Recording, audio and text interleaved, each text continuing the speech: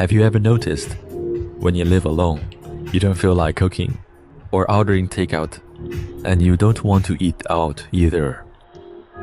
Most of the time, when mealtime comes, it's time to eat, yet you don't feel hungry. You always tell yourself to eat later when hungry. But in real, by the time you feel hungry, you're too lazy to cook, or just cook something random, or even overeat, all at once. As time goes by, your meal schedule becomes messy.